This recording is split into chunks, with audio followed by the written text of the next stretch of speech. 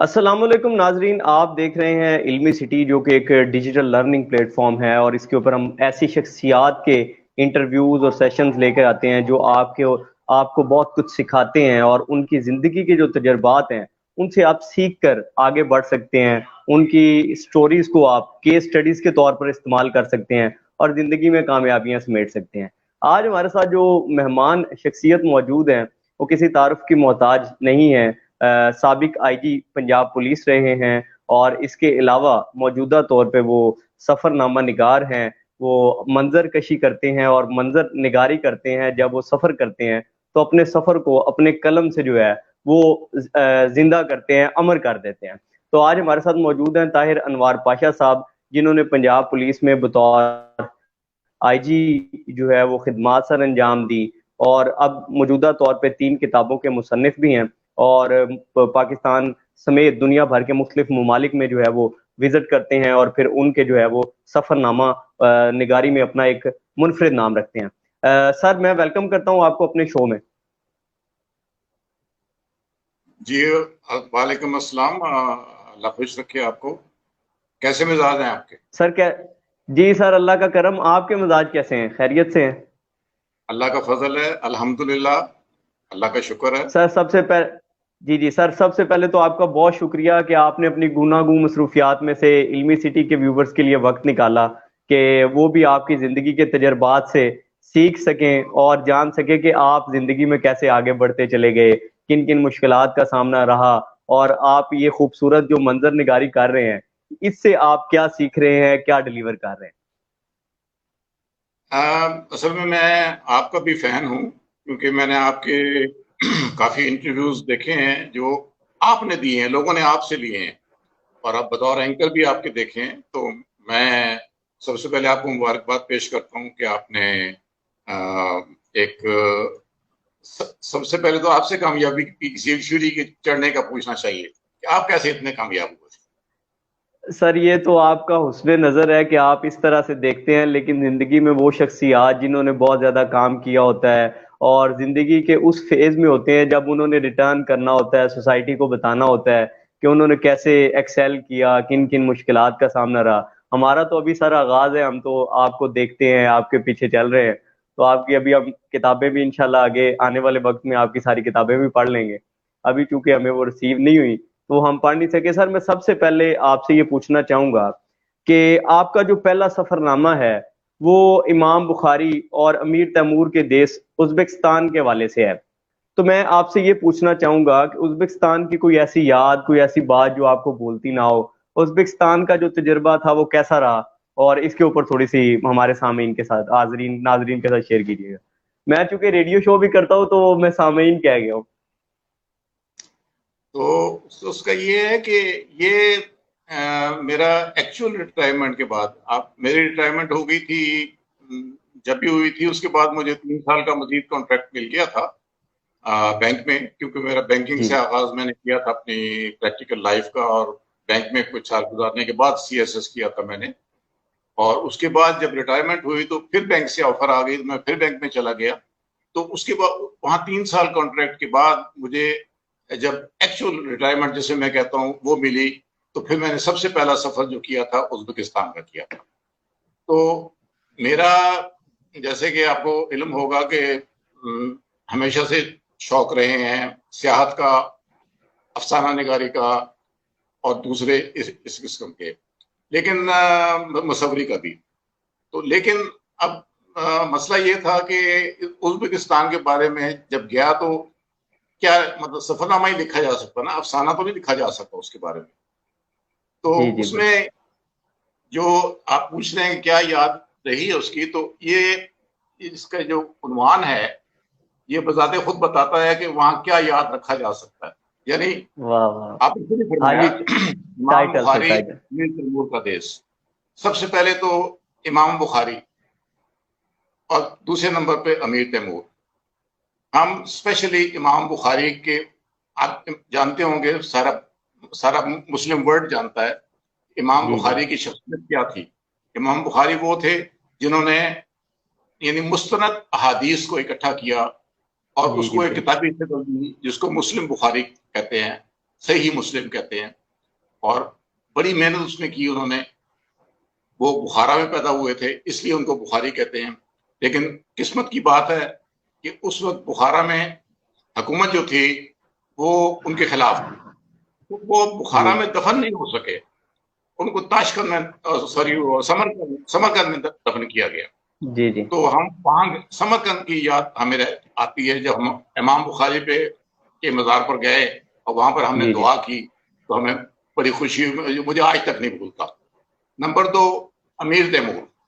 امیر Timur جو ہے وہ بڑا متنازع شخصیت ہے. کچھ لوگ اس کو عظیم فاتح کہتے ہیں، کچھ لوگ اس کو ظالم قتل کرنے والا کہتے ہیں، لیکن ازبکستان کے لوگوں کے لیے یہ ان کا ہیرو ہے. اور یہ ہندوستان میں جو مغل سلطنت ہوئی تھی یہ اولاد ہے، اور یہ تیموری سلطنت کی اولاد ہے جس نے بہادری سے آ کر ہندوستان میں حکومت کی اور 500 سال تک حکومت کی. یہ 2 چیزیں تو آپ کو میں نے بتا دی ہیں جو مجھے یاد ہے وہاں کی. تیسری چیز، یہ میرا پہلا گروپ ٹور تھا، اور گروپ ٹور تھا. تو گروپ ٹور میں سفر کرنے کا مجھے بہت مزہ آیا. وہ اس لیے بھی کہ یہ آپ کا ڈیپینڈ کرتا ہے کہ آپ کا گروپ کیسا ہے، آپ کا گائیڈ کیسا ہے. تو جی بالکل خوش قسمتی یہ بات ہے کہ گروپ بہت اچھے لوگوں کا تھا، پڑھے لکھے لوگوں کا تھا اور سارے اچھے تھے.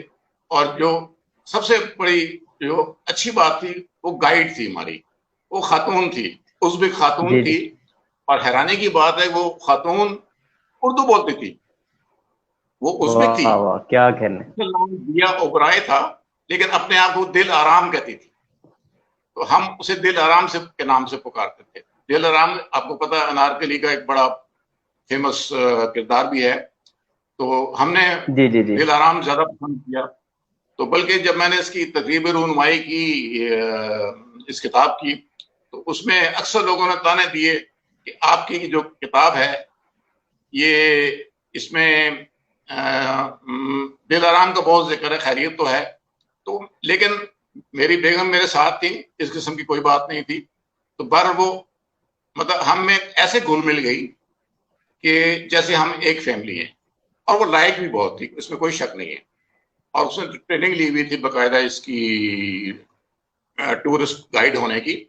اور وہ اگر جو کتاب پڑھیں گے تو اس سے آپ کو اندازہ ہوگا کہ وہ اردو کیسے جانتی. وہ میں یہاں نہیں بتاؤں گا تاکہ کتاب پڑھنے کا مزہ آئے گا کہ اردو کو ازبک ہو گئے اردو کیسے اتنی اچھی بولتی تھی. پہلا شوق تو مجھے اس وقت پہنچا تھا جب ایئرپورٹ سے اترے تو ہماری گائیڈ نے مجھے کہا کیسے ہیں آپ. میں حیران رہ گیا کہ میں نے کہا یہ ایک انہونی سی بات ہے، ازبک گائیڈ ہے. اور بعد میں اردو روانی سے بولتی رہی اور ازبک زبان بھی ظاہر اس کی وہ تو مادری زبان تھی. تو بہرحال ہم نے اس کی جو کمپنی تھی، اچھا وہ گانے بڑے اچھے گاتی تھی. اچھا آپ کی تو یعنی کہ گائیڈ کے ساتھ ساتھ وہ رونق. جی گائیڈ کے ساتھ ساتھ وہ آپ کی رونق تھی. جی تو آپ میری کتاب کا پیج اگر دیکھیں فیس بک پہ بنا ہوا ہے اس کتاب کا، تو اس میں آپ کو اس کا گانا بھی میں نے ریکارڈ کیا ہوا ہے اور وہ آپ سن سکتے ہیں. تو یہ چیزیں ہیں جو ذہن سے نہیں نکلتی بطور پہلا سفر ہونے کے. بالکل ناظرین، طاہر صاحب کی بات سے مجھے ایک بات کا پتہ چلا ہے کہ اگر آپ اچھی اردو بولتے ہیں تو جو اردو شناس لوگ ہیں نا وہ آپ کو بہت پسند کرتے ہیں، ایون آپ کسی اور ملک سے ہی کیوں نہ ہو. تو وہ ہمارے ایک استاد محترم ہوتے تھے، وہ کہتے تھے انگلش ہمیں آتی نہیں اور اردو ہماری ویک ہے، تو ہمیں یقیناً اپنی اردو کے اوپر کام کرنا چاہیے تاکہ ہمیں بھی جو ہے وہ پسند کیا جائے اور ہمیں بھی جو ہے وہ اسی طریقے سے دیکھا جائے. تو اچھا سر، میں دوسرا سوال آپ کا جو دوسرا سفر نامہ ہے اس حوالے سے کرنا چاہوں گا. اور آج چونکہ ترکی کے لوگوں کو بڑا پسند کیا جا رہا ہے، ترکی کے ڈراموں کو بڑا پسند کیا جا رہا ہے، ترکی کی لیڈرشپ کو بہت پسند کیا جا رہا ہے پاکستان میں، اور ایک ڈرامے نے بھی ابھی فی الحال دھوم مچائی ہوئی ہے ارطغرل نے، اور اس کے علاوہ بھی جو 2-4 ڈرامے ہیں ترکی کے، انہوں نے مسلمانوں کے لوگوں کو نا کافی گرمایا ہے. تو آپ کا جو دوسرا ہے سفر نامہ ترکی میں پاشا غالباً، وہ ترکی کا سفر نامہ ہے.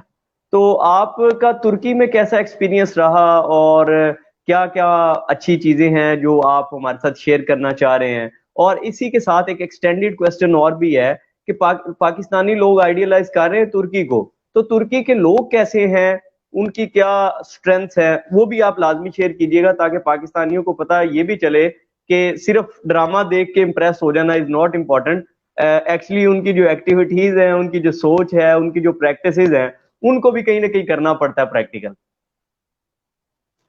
اصل میں کتاب کا نام ہی بتا رہا ہے کہ میں کتنا امپریس ہوں ترکی سے۔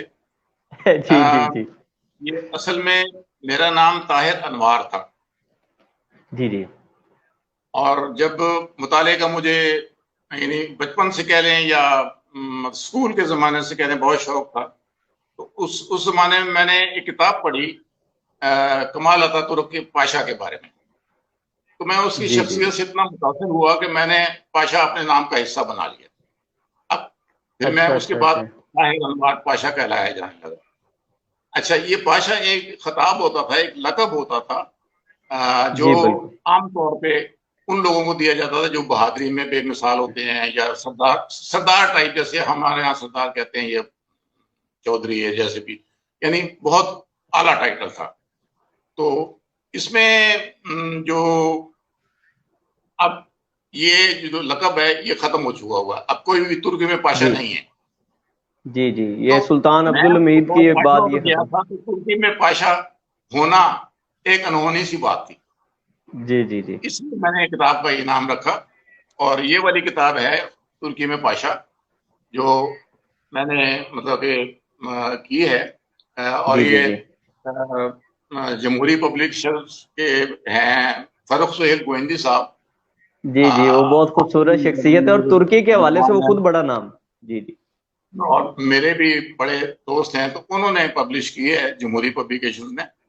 تو اس میں ایسا ہے کہ آپ نے لوگوں کے بارے میں پوچھا، تو لوگ بہت خوبصورت ہیں، ظاہری طور پر بھی اور دلی طور پر بھی۔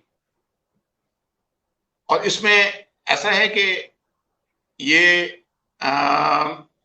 جب وہ اور پاکستان سے بہت محبت کرتے ہیں، یعنی اچھا پاکستان نے جو ان کے لیے خدمات انجام دی، خلافت موومنٹ اور یہ وہ سارا، وہ ان کو سب یاد ہے، اور لوگوں نے ہند و پاک اس وقت اکٹھا تھا، اور جی یہ جی قائد اعظم بھی بڑی پسندیدہ شخصیت تھی کمال اتاتورک، اور ان کی کتاب تھی گرے ولف، وہ ان کی ٹیبل پہ ہوتی تھی ہمیشہ، تو بالکل وہ اس کو پڑھتے تھے۔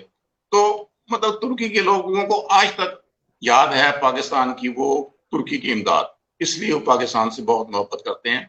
وہ الگ بات ہے کہ وہ نیشنلسٹ ہیں اور ہاں جی اپنی زبان کے علاوہ اور کچھ نہیں بولتے، چاہے کوئی بھی زبان ہو وہ نہیں بولتے وہ۔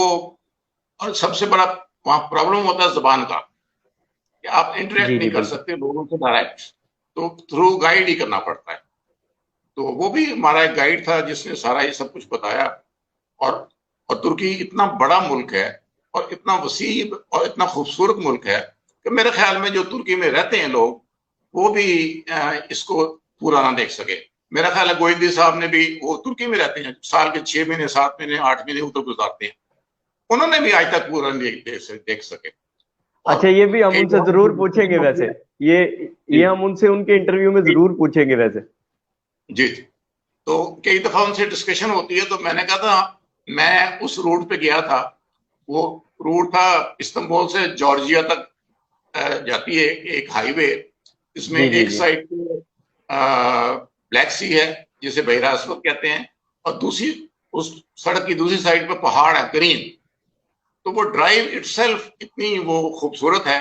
تو گوئندی صاحب کہہ رہے ہیں وہ میں نے نہیں کی، تو اس لحاظ سے میں کہہ رہا ہوں کہ اتنا وسیع ملک ہے کہ وہ آپ کور نہیں کر سکتے۔ جی جی میں جی بالکل اور ہے، اس سے محبت کا، ترکی سے محبت کا اندازہ یہ لگائیں کہ میں اب تک 6 دفعہ جا چکا ہوں، کیا 2 بات۔ دفعہ کتاب لکھنے سے پہلے، پھر چانس ایسا آیا کہ میرے بیٹے کی پوسٹنگ وہاں پر ہو گئی جی بطور جی بالکل کونسل جنرل۔ اب مطلب ایک پاشا نہیں، اب 2 پاشا ہو گئے ہیں ادھر. اس کا ہاں نام جی، بلال اور خان. ایک تو ہاں جی، اور وہ وہاں پہ ایز اے ریپرزینٹیٹو موجود ہے، اور واقعی ترکی میں پاشا والی بات جو ہے نا وہ ابھی بھی چل رہی ہے. ترکی میں پاشا ابھی بھی ہے. تو جی جی بہرحال تو اس میں میں لوگوں کی بات کر رہا تھا. لوگ، بلکہ بڑا مزیدار ایک قصہ بھی ہے. جب زبان نہ جی آتی ہو تو ہم جا رہے تھے انطالیہ سے کیپاڈوکیا. جی جی جی تو جو گائیڈ وہاں کا تھا اس نے ہمیں بس کے ٹکٹ لے کے ہمیں بٹھا دیا، ہم بیٹھ گئے. تو میں نے ویسے ہی ٹکٹ دیکھا تو اس پہ انطالیہ، چونکہ الفابیٹس کے انگریزی میں ہوتے ہیں، تو وہ انطالیہ لکھا ہوا تو سمجھ آ گئی جہاں سے ہم چلے تھے، لیکن جی جی. کیپاڈوکیا کی جگہ پر اور لکھا ہوا تھا. اب میں پریشان ہو اچھا گیا کہ یہ کیپاڈوکیا تو نہیں جا رہی بس ہماری، تو یہ ہم غلط بات پہ بیٹھ گئے ہیں. اچھا، جو اب ارد گرد نظر دوڑائی کہ شاید سیاح بھی کوئی ہو، کوئی ایسا بندہ ہو جو ہمیں ٹرانسلیٹ کر کے بتا دے، یا کوئی انگریزی جانتا ہو بتا دے.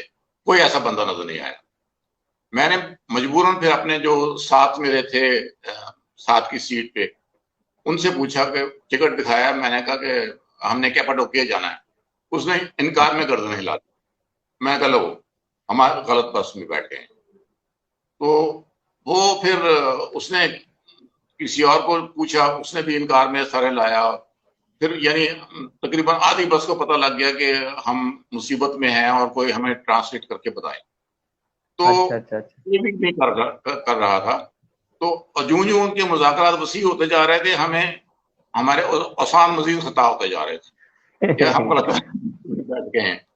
پر خدا خدا کر کے ان میں اشاروں، جو بین الاقوامی زبان ہے اشاروں کی، وہ جب اس میں بتایا کہ ہم نے کیپاڈوکیا جانا ہے، تو پتہ یہ لگا کہ یہ بس نوشہر جائے گی، اور نوشہر کیپاڈوکیا کا کیپٹل ہے، مین اچھا سٹی ہے. اور کیپاڈوکیا اٹسیلف کوئی جگہ نہیں ہے. جیسے پنجاب ہے نا، اب کہیں جی جی. اگر آپ آ رہے ہیں فرنٹیئر سے، آپ کہتے ہیں پنجاب جانا ہے، وہ سارے کہیں گے نہیں یہ پنجاب نہیں ہے، وہ کدھر آپ جانا جگہ بتائیں صحیح. کہاں جانا ہے. تو جانا ہمیں بالکل صحیح. نوشہر تھا، وہ نوشہر ہی لکھا ہوا تھا اس پہ ٹکٹ پہ. تو بہرحال یہ کہ وہ اس وقت یاد آ رہا. تو زبان یار من ترکی نمی دانم نمی دانم. جی جی. یہ بڑا انٹرسٹنگ، اور واقعی وہ اس سے یہ بات بھی پتہ چل رہی ہے کہ وہاں کے لوگ صرف اپنی زبان کو ہی جانتے ہیں اور دوسری زبان وہ نہیں کرتے اس کے اوپر. اچھا سر، مجھے یہ بتائیے گا کہ آپ ویسے مطلب شخصیت کے پوائنٹ آف ویو سے کہ نرم دل انسان معلوم ہو رہے ہیں مجھے، جہاں تک مطلب میں نے آپ کو آبزرو بھی کیا ہے، دیکھا بھی ہے.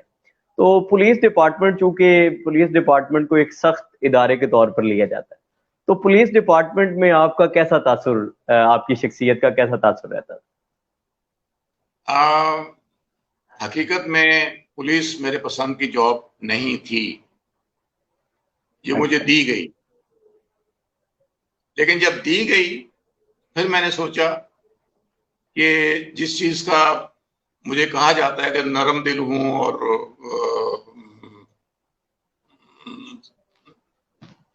تھوڑا نرم ہوں، تو جی جی. مجھے خیال آتا ہے کہ پولیس کو ایسے لوگوں کی ضرورت ہے تاکہ وہ جو ایک امپریشن بنا ہوا ہے اس میں ڈر والا، ڈر والا. تو اس میں امپریشن بنا ہوا ہے کہ ہم کیا بات کر رہا تھا میں بیچ میں وہ آ جاتے ہیں آپ کے، وہ نوٹسز آ جاتے ہیں. جی، ڈر، وہ بات ہو رہی تھی کہ ایسے نرم دل لوگوں کی ضرورت ہے پولیس کو، مطلب تاکہ ہاں، تاثر جو ہے نا سختی والا وہ ختم ہو. لیکن ایک اکیلا بندہ کیا کر سکتا ہے؟ یہ سارے سسٹم ایسا آوے گاوا جسے کہتے ہیں بگڑا ہوا ہے، اور یہ بگڑے ہوئے آوے کو دور کرنا، جہاں جہاں میری پوسٹنگ رہی وہاں میں نے کوشش کی، لیکن جی جی. یہ ایک پورا سسٹم ہے، ایک نظام ہے جس کو ایک جگہ سے، ایک پاکٹ سے نہیں تبدیل کیا جا سکتا. اور پولیس کے حالات بھی ایسے ہیں کہ ان کو مجبوراً، اب آپ ایک تھانے دار ہے، اس کو 24 گھنٹے آپ ڈیوٹی کرواتے ہیں، آپ اس سے دیتے ہیں، آپ جی اس جی کو بالکل. تنخواہ جو ہے آپ پتہ ہی ہے سب کو، اور اس سے انویسٹیگیشن کے لیے ایک کیس کے 100 روپے دیتے ہیں. تو اس میں ظاہر ہے اس نے یہی کرنا ہے کہ پارٹی کو کہے گا کہ آپ اپنی ٹرانسپورٹ لے کر آؤ، اپنی چیزیں لے کر آؤ، تو اور بھی یہ کرے گا تو پھر باقی بھی سب کچھ کرے گا. تو پہلے بالکل تو ٹھیک سب بات. سے پہلے تو اس کو ٹھیک کرنا چاہیے. بالکل ٹھیک بات ہے. یہ ایسی بات ہے، سسٹم کو بہتر ہونا ہوگا، اور پولیس میں اچھے لوگوں کی تعداد اگر زیادہ ہو جائے گی، لیڈرشپ جو ہے وہ بہتر ہو جائے گی، تو مائٹ بھی نیچے جو ہے نا وہ اس کو امپلیمنٹ بہتر طریقے سے کرایا جا سکے. اچھا سر، میں جب بھی کسی ایکسپیرینس شخصیت سے ملتا ہوں یا گفتگو کرتا ہوں نا، تو میں ان سے یہ ضرور پوچھتا ہوں کہ اپنی زندگی کا کوئی پروفیشنل لائف کا کوئی ایسا واقعہ ضرور بتائیں جو آپ کو کبھی بھولتا نہ ہو. تو پولیس میں رہتے ہوئے آپ کی کوئی ایسی یاد جو کہ آپ کو بھولتی نہ ہو، ٹھیک ہے، might be it can be hard اور سافٹ، جس طریقے کی بھی ہو، تو اگر کوئی ایسا واقعہ اگر آپ آڈینس کے ساتھ شیئر کرنا چاہیں تو it will be very great. واقعے تو بے شمار ہیں، بلکہ کئی لوگوں نے مجھ سے یہ بھی کہا کہ آپ خود نوشت لکھیں پولیس کے حوالے سے. او سر، یہ میرا آخری سوال تھا. بہرحال یہ مجھے ہر انٹرویو میں کہا گیا، عام طور پہ ویسے بھی لوگ کہتے ہیں. جی جی تو جی یادداشتیں بے شمار ہیں، اتنی ہیں کہ شاید ان تینوں سفر ناموں کے جو اب تک لکھے ہیں ان سے بھی موٹی کتاب بن جائے. جی بالکل لیکن ایسے ہی ہے. لیکن ایک بہت بڑا لیکن ہے کہ میں ایسی اسائنمنٹس پہ رہا ہوں جو بہت سینسٹیو تھی، اور مجھے حقیقت نگاری سے مطلب شوق ہے کہ میں حقیقت نگاری کرتا ہوں. سفر ناموں میں میرے حقیقت نگاری نظر آئے گی آپ کو. میں افسانوی چیزیں نہیں لکھتا، حالانکہ بنیادی میرا فیلڈ افسانہ نگاری تھا، لیکن اس کے باوجود میں نے اپنے جبر کر کے اپنے سفر ناموں کو افسانے میں تبدیل نہیں ہونے دیا. جی تو جی اس میں یہ ایسا ہے کہ یہ جب اس میں کیا بات کر رہے تھے، واقعہ مطلب پولیس کا کوئی واقعہ آپ ہاں شیئر کرنا چاہ رہے ہیں. واقعی بے شمار ہیں. اگر میں خود نوشت لکھوں گا تو واقعی میں سچے سچے بیان کروں گا. اب وہ سچے سچے واقعات بیان کروں گا تو میرے بے شمار دشمن بن جائیں گے، اور میں یہ جو بقایا زندگی ہے سکون سے گزارنا چاہتا ہوں، اس لیے میں کوئی واقعہ آپ کو نہیں سناؤں گا. اچھا، مطلب ایک بھی نہیں سنائیں گے؟ چلے، آپ کی آواز ذرا کوئی، کم آ رہی ہے. میں کہہ رہا ہوں کوئی ایک واقعہ بھی نہیں سنائیں گے؟ آپ چلیں اگلا سوال کریں. نہیں نہیں، جی جی. اچھا سر، لکھنے کا شغف آپ کو کب سے ہے، اور شاعری بھی پسند کرتے ہیں، اور شاعری کرتے ہیں یا شاعری کرنے کا بھی کوئی خواب ہو، تو اس حوالے سے بتائیے. اچھا، جہاں تک لکھنے کا ہے اس کا جواب تو یہ ہے کہ کچھ لوگ کہتے ہیں نا بچپن سے لکھنے کا شوق ہے، تو میں یہ جی تو جی نہیں جی کہوں گا. میں یہ کہوں گا اسکول کے زمانے سے لکھنے کا شوق ہے. پہلے بچوں کے صفحے میں لکھتا رہا ہوں، اور بچوں کے صفحے میں لکھنے کے بعد پھر جب کالج میں آیا تو اس میں پھر میں نے وہ افسانے کی فیلڈ میں قدم رکھا. پھر جب کالج میگزین کا ایڈیٹر بھی مجھے اسی بیس پہ بنا دیا گیا. تو زبردست. لیکن اس کے بعد جب پریکٹیکل لائف شروع ہوئی تو یہ شوق اور مصوری کا شوق یہ دونوں دب گئے، ختم نہیں ہوئے، دب گئے. دب کے. تو اس لحاظ سے آپ کہہ سکتے ہیں کہ بہت شروع سے مجھے لکھنے کا شوق تھا. یہ اب ابھر کے دوبارہ سامنے آیا ہے ریٹائرمنٹ کے بعد. جب وقت نے ساتھ دیا. تو شاعری سننے کی حد تک مجھے پسند ہے، اور بشرطے کہ شاعر یا شاعرہ اچھی ہو، اور اس میں یعنی اچھے شاعر ہوں. میرا خاندان میں ہیں شاعر، جی جی مثلا جی جی میری بیگم کے سگے ماموں جو ہیں منیر نیازی صاحب ہیں، اور ان کے جی نام جی سے جی کون واقف ہے اور ان کی شاعری سے کون انکار کر سکتا ہے. تو اس میں بالکل کوئی بھی نہیں کہا. ہاں، تو اس میں یہ ایسا ہے کہ لیکن شاعری کے کچھ اور اثرات بھی ہیں. میں ذرا جو معزز شعراء ہیں ان سے جی معذرت جی کے جی ساتھ، کل ہی مجھے ایک لطیفہ نما کہانی ملی ہے، نظم ملی ہے، جی جی جو جی جی. خود ایک اعلیٰ پائے کی شاعرہ نے مجھے بھجوائی ہے. تو میں اچھا اچھا. اجازت ہو تو پڑھ کے سنا دوں. جی جی جی، ضرور ضرور ضرور. یہ اس کا عنوان ہے محبت کا گیت، اور یہ کہتے ہیں، میں نے اس پہ ریسرچ نہیں کی لیکن خلیل جبران نے یہ کہا ہے. کسی شاعر نے ایک بار محبت کا گیت لکھا جس کے بول انتہائی خوبصورت تھے، اور اس شاعر نے اس گیت کی کئی کاپیاں نکالی اور اپنے تمام احباب اور جاننے والوں کو بھیج ڈالے، مردوں، عورتوں، اور اس جوان لڑکی کو بھی جو دور پہاڑوں کے پیچھے رہتی تھی، جس سے وہ صرف ایک بار ملا تھا۔ ایک دو دن بعد ایک قاصد آیا اور اس جوان لڑکی کا خط بھی لایا، جس میں لکھا تھا، میں تمہیں یقین دلاتی ہوں کہ تمہارا محبت کا گیت میرے دل کو لگا جو تم نے مجھے لکھا تھا، جی اب جی تم آ جاؤ اور میرے والدین سے ملو تاکہ ہم اپنی منگنی کی تیاری کریں۔ جی جی اچھا، اب اس کا جواب ظاہر ہے شاعر کا تو یہ نظریہ تھا ہی نہیں، جی جی جی اور شاعر نے جو بھی خط لکھا جو تم نے پڑھا وہ فقط محبت کا ایک خوبصورت گیت تھا جو ایک شاعر کے دل سے نکلا تھا، فقط ایک گیت جو ہر محبت کرنے والا اپنے محبوب کے لیے گاتا۔ تب اس اچھا اچھا لڑکی نے شاعر کو لکھا، تم لفظوں کے جھوٹے اور منافق، اس دن سے لے کر اپنے لحد تک میں تمہاری وجہ سے ہر شاعر سے نفرت کروں گی۔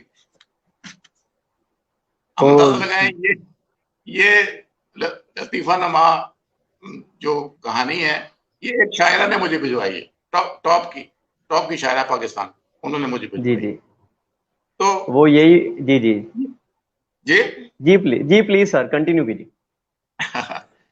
تو بہرحال شاعری کا بس یہاں تک ہی شوق ہے۔ اچھا، آپ کو کہیں یہ خدشہ تو نہیں کہ خط جائے اور آگے سے جو ہے وہ ایکسیپٹنس کا لیول آ جائے؟ اب یہ بھی ایک نیکسٹ لیول چیز ہے کہ شاعر نے تو ویسے ہی لکھا تھا لیکن شاعر کو اندازہ نہیں تھا کہ آگے سے ایکسیپٹ ہو جائے گا، کیونکہ زیادہ تر شعراء کا یہی ہوتا ہے کہ بلکہ عشق اور محبت کا معاملہ ہی ایسا ہے کہ وہ ملتی نہیں ہے، محبت یا عشق ملتا ہی نہیں ہے، تو اس کو پانے کی طلب ہی رہتی ہے۔ تو وہ ذرا یہ ہو گیا کہ ادھر سے ایکسیپٹنس آ گئی تو شاعر صاحب گھبرا گئے ہوں گے۔ اصل میں شاعروں کے بارے میں یہ بھی کہا جاتا ہے کہ وہ شاعر بنتے کیسے ہیں۔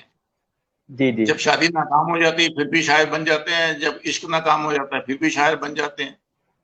تو جی یہ ایسے ہی ڈپینڈ ہے کرتا ہے کہ کون سا شاعر کیسا ہے۔ تو بالکل۔ ظاہر ہے ہم اس کیٹیگری میں ہم پروین شاکر کو بھی لا سکتے ہیں، منیر نیازی کو بھی لا سکتے ہیں، لیکن جی مطلب جی یہ شاعری اٹسیلف پوری چیز نہیں ہے، لیکن اس کا نیت دیکھنی چاہیے، کیونکہ وہ ایک افسانہ ہوتی ہے، وہ کسی بالکل، مقصد کے لیے شاعر نہیں لکھتا، وہ اپنے لیے لکھتا ہے، یہ اپنے بھی صحیح بات۔ تخیلات کو اظہار کرتا ہے۔ اچھا سر، مجھے یہ بتائیے گا کہ آپ ایک بہت پاکستان کے بہت اہم ادارے کے ساتھ اہم ترین پوزیشن پر رہے، تو پاکستان کے وہ لوگ جو سٹیک ہولڈرز ہیں، پاکستان کے اداروں کو چلا رہے ہیں، ملک کو چلا رہے ہیں، ان کو آپ کیا پیغام دینا چاہیں گے کہ ان کو کیسے اس ملک کی بہتری کے لیے سوچنا چاہیے؟ ذرا دیکھیں پیٹریوٹک سا سوال ہے۔ جی یہ جو کوشچن ہے بڑا اچھا ہے، اور اس کا جواب بہت لمبا ہے، یہ سیٹنگ کافی نہیں ہوگی اس کے لیے، میں مختصراً ایک عرض کرتا ہوں جی جی کہ پلیز۔ اسٹیک ہولڈرز جو ہیں وہ صرف دو کام کر لیں، ایک رول آف لا، کہ قانون کی حکمرانی ہو، ہر بندہ قانون مانے۔ اب ہمارے ملک میں اور دوسرے ملکوں میں یہی فرق ہے۔ بالکل اب یہاں پر ٹریفک لائٹ توڑتے ہوئے فخر محسوس کرتے ہیں، برطانیہ میں توڑتے ہوئے آپ کی جان جاتی ہے، مطلب اس لیے وہاں قانون سب کے لیے برابر ہے۔ کیوں لوگ موٹر وے سے جانا پسند کرتے ہیں؟ اس لیے کہ وہاں قانون سب کے لیے برابر ہے۔ ایک ٹکڑا جی ہے، ایک پیچ ہے جو ہم نے بہتر کیا ہے یا کرنے کی کوشش کی ہے، اور دوسرا انصاف کی فراہمی۔ یہ دو چیزیں ہو جائے، انصاف، واقعی انصاف ہو، کہے کہ میں انصاف، لوگوں کو پتہ چلے کہ لگے کہ انصاف ہوا ہے، یہ دو چیزیں ہو جائیں، اسٹیک ہولڈر بالکل محفوظ ہے۔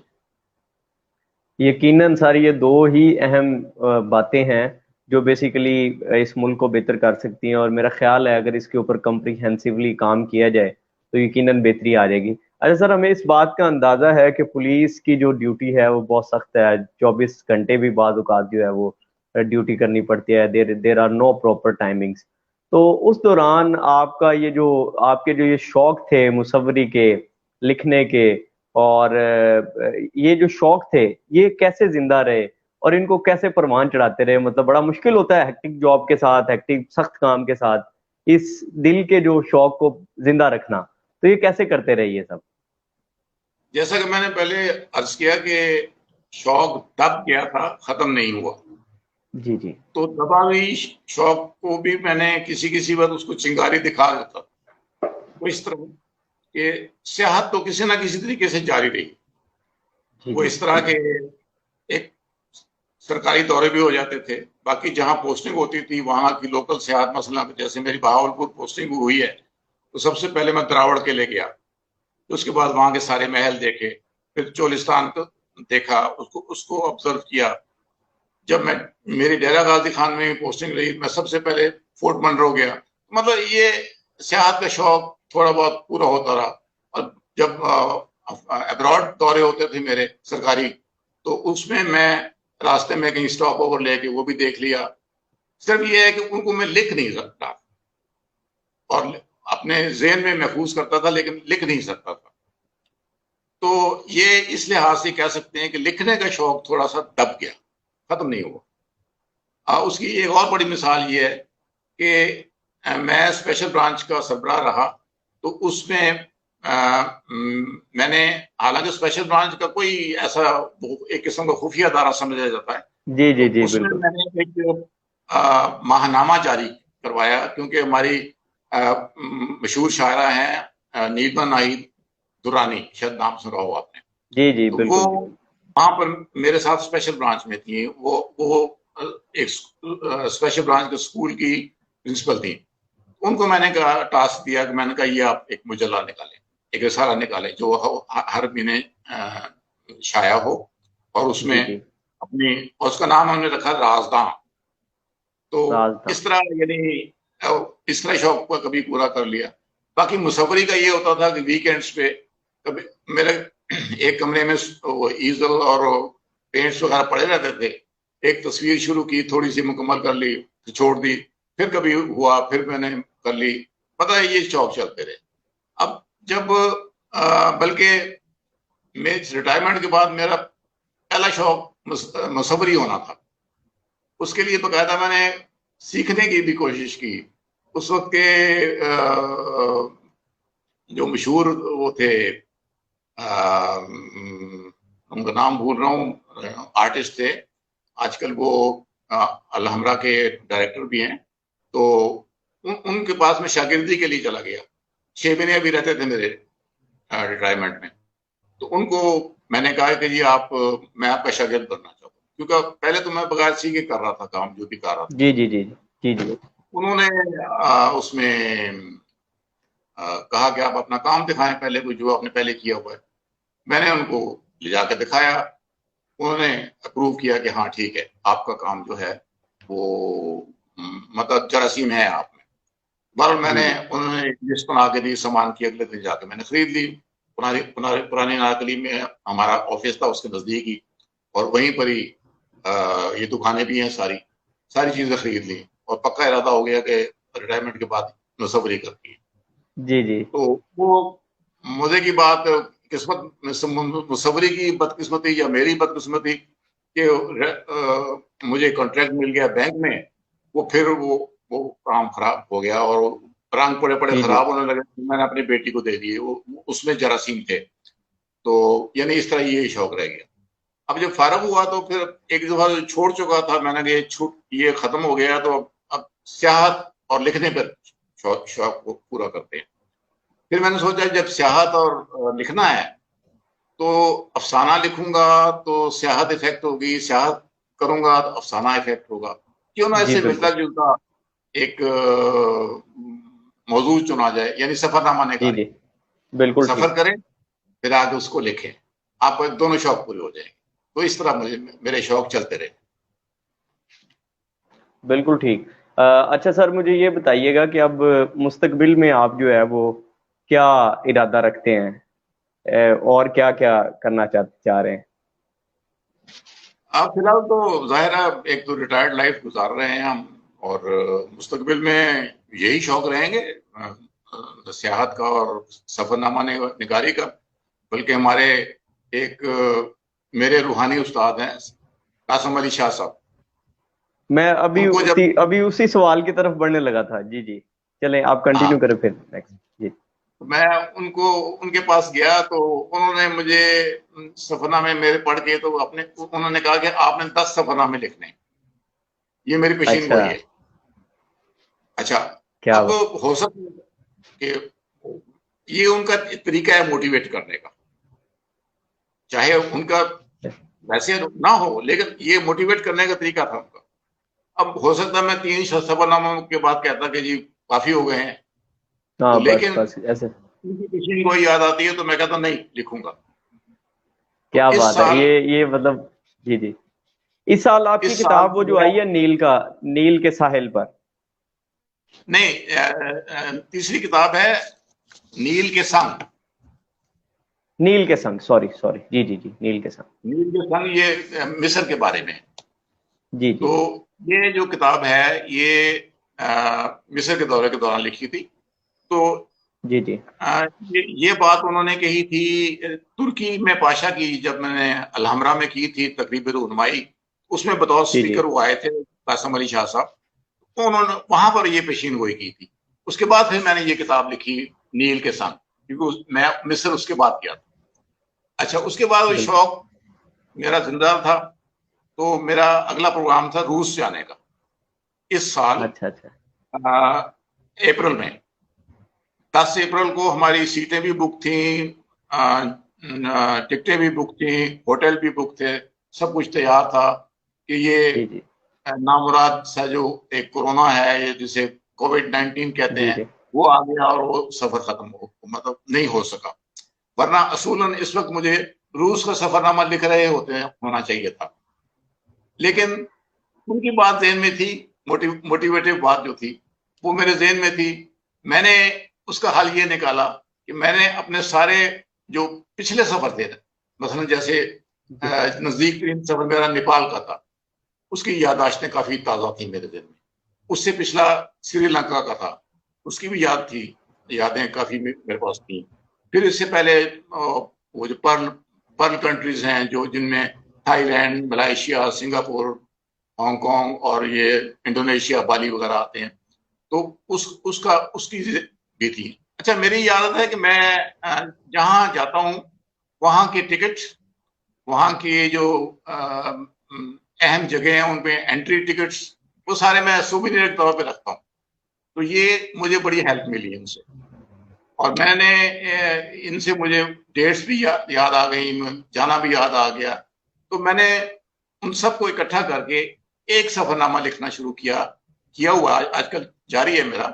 اس کا نام ہے دیس بدیس پھرے بنجارا, کیونکہ وہ کسی ایک ملک کا نہیں, اس کے 4 حصے ہیں. اس میں پہلا حصہ نیپال کا ہے, دوسرا سری لنکا کا ہے, تیسرا یہ Sri Lanka, Malaysia, sorry Thailand, Malaysia اور سنگاپور کا ہے, اور چوتھا حصہ اس میں جاپان کا ہے. میں جاپان بھی گیا تھا, تو اس طرح ہے. تو وہ لکھ رہا ہوں میں آج کل. تو یہ میرا جو لاک ڈاؤن کا پیریڈ ہے وہ اس طرح آسانی سے گزر بھی رہا تھا اور پیشین گوئی بھی پوری ہو رہی تھی. اچھا سر, ویسے آپ نارمل روٹین میں آپ جو ہے وہ گھومنے جاتے ہیں اور گھومنے کا جو ہے وہ انجوائے کر کے آپ واپس آتے ہیں, اور پھر جب آپ منظر نگاری کرنے بیٹھتے ہیں تو مجھے یہ لگتا ہے کہ یہ جو منظر نگاری ہے اور یادوں کا جو یہ سحر ہے یہ انسان کو نا محو کر دیتا ہے. تو آپ ایک ٹکٹ کے ساتھ مجھے لگتا ہے یقینی طور پر 2 دفعہ وہ ریفریز کرتے ہیں سارا اپنا سفر. تو یادوں کا یہ جو سلسلہ ہے وہ کیسا ہوتا ہے, کیسی فیلنگز ہوتی ہیں جب آپ منظر نگاری کر رہے ہوتے ہیں اپنے سارے سفر کی؟ حقیقی بات پوچھے نا, میں سارا سال سفر کرتا ہوں, اردو والا. جی جی صحیح بالکل صحیح. آپ اندازہ لگائیں کہ سفر میرا یعنی جو ایکچوئل سفر ہے, جیسے مصر کا لے لیں آپ, 7 دن کا 8 دن کا تھا, لیکن اس کو کتاب کو لکھنے میں مجھے 1 سال لگا, اور اس سے اگلا سال میں نے اس کتاب پہ لگایا.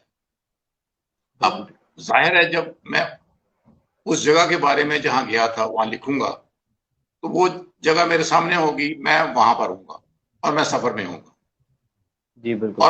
اور میری عادت ہے کہ میں کوئی بھی چیز بغیر تحقیق کیے نہیں لکھتا.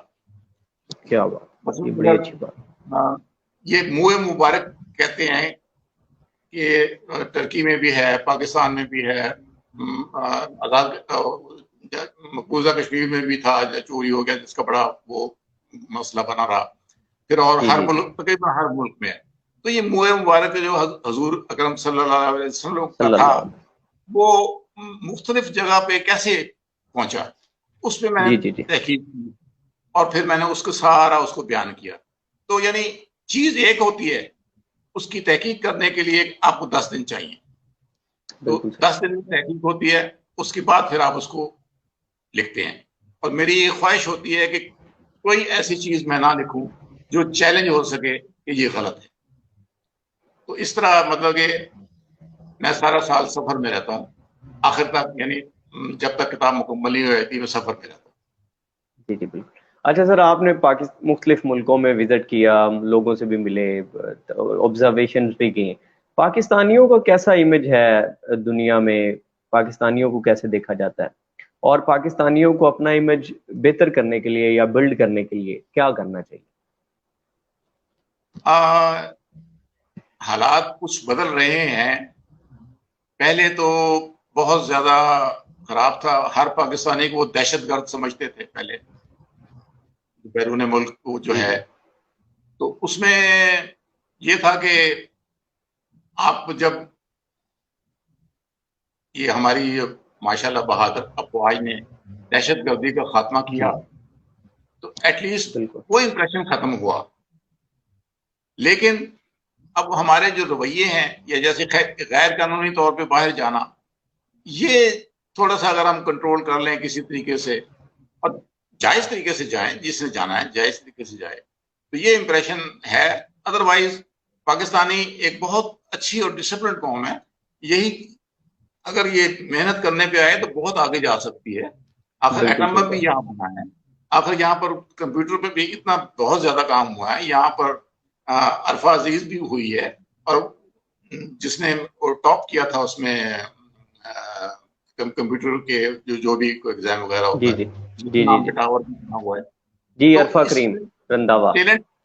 جی ٹیلنٹس کی کمی نہیں ہے کسی صورت میں بھی، اور ٹیلنٹس جو ہے وہ ہمارا سرمایہ ہے. ہمیں چاہیے کہ ہم اس ٹیلنٹ کو استعمال کر کے باہر جائیں تو پھر ہمارا امیج بہتر ہوگا. ابھی تک مطلب اس سٹیج سے ہم نکل رہے ہیں کہ ہمارا امیج بہت زیادہ خراب تھا، اب اتنا خراب نہیں ہے، اب نسبتاً بہتر ہو گیا. اس میں ہماری قیادت کا بھی تھوڑا سا دخل ہے، کہ قیادت جو ہے وہ اس وقت دنیا کی نمبر 1 ہے. آپ کو شاید علم ہوگا کہ ترقی یافتہ ملکوں میں سے انہوں نے ابھی جو اقوام متحدہ کا جو اجلاس ہونے والا ہے جنرل اسمبلی کا، ترقی یافتہ ملکوں میں سے انہوں نے جرمنی کی چانسلر جو ہے اس کو چنا ہے، اور ترقی پذیر ممالک میں سے عمران خان کا چنا ہے. تو اس سے آپ اندازہ لگا سکتے ہیں کہ ہمارا امیج اب عالمی سطح پر بہتر ہو رہا ہے. بالکل ٹھیک. پاکستان کا امیج عالمی طور پر جب بہتر ہوگا تب انویسٹمنٹ اپرچونٹیز بھی آئیں گی اور لوگ جو ہے وہ ٹرسٹ بھی کریں گے. تو ریسنٹلی پی ایف سی نے ایک ٹور کرایا پاکستان کے تمام جرنلسٹ کا ناردرن ایریاز میں، اور چلم جوشی فیسٹیول جو کہ پاکستان کی کلچر اور ثقافت کا بہت بڑا حصہ ہے، تو اس کو عالمی سطح پہ اب ریکگنائز بھی کر لیا گیا ہے. تو وہاں پہ میری کچھ فارنر سے ملاقات ہوئی تو میں نے پوچھا کہ آپ کو پاکستان کیسا لگتا ہے، تو انہوں نے کہا جی Pakistan is most safest country to travel and visit. اتنا اچھا انہوں نے فیڈ بیک دیا، اور اس کا واقعی جو کریڈٹ ہے وہ فوج پاکستان کو جاتا ہے، ان اداروں کو جاتا ہے جنہوں نے قربانیاں دے کر جو ہے وہ اس ملک کو قائم رکھا ہوا ہے. تو سر آپ کے بہت اچھا لگا آپ سے گفتگو کر کے. اور آخر میں یہ چاہوں گا کہ اگر آپ نوجوانوں کو کوئی پیغام دینا چاہیں، کیونکہ علمی سٹی کے اوپر نوجوان بہت سنتے ہیں، علمی سٹی کی آڈینس نوجوان ہے سارے، تو نوجوانوں کو کیا پیغام دینا چاہیں گے آخر میں؟ دیکھیں جی، ہم سب ابن آدم ہیں. اللہ نے آدم کو تخلیق کیا تھا، اور ہمیں آدمی بنایا تھا. ہم سب آدمی ہیں اور آدمی کو انسان ایک کتاب بناتی ہے. واہ. اور آدمی کو انسان بننے کے لیے کون سی کتاب جو اس کو انسان بناتی ہے؟ وہ کتاب ہے جو ہم نے آج کل اپنے غلافوں میں لپیٹ کر طاقوں میں رکھی ہوئی ہے, الماریوں میں رکھی ہوئی ہے, آسمانی کتاب قرآن مجید. وہ پورا نظام حیات ہے, اس میں پورا اس میں سب کچھ ہے. آپ اس کو پڑھیں, آپ انسان بن جائیں گے, آدمی سے انسان بن جائیں گے.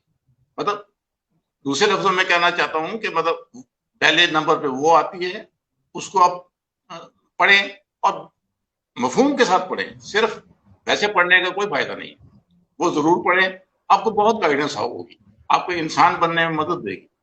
اور دوسری چیز کہ اس کے بعد علمی کتابیں پڑھیں, مطالعے کا شوق کریں. مطالعے کا شوق ہونا چاہیے, چاہے آپ, مجھے اس پہ کوئی اعتراض نہیں ہے, چاہے آپ ابن صفی کے ناول پڑھیں یا کچھ پڑھیں, لیکن مطالعے کی عادت ڈالیں. لیکن آج کل جو وہ ہوا نا شروع, اسمارٹ فون اور لیپ ٹاپ اور یہ سارے بچے اس میں ہیں, اینکیں ان کو لگ گئی ہیں, نظریں ان کی خراب ہو گئی ہیں, گردنیں ان کی جھک گئی ہیں. تو یہ چیز چھوڑ کے مطالعے کی طرف آئیں. مطالعہ انسان کو, آدمی کو انسان بناتا ہے. اور دوسرا جو میری ایڈوائز ہے کہ اللہ کا شکر ادا کرے ہر وقت.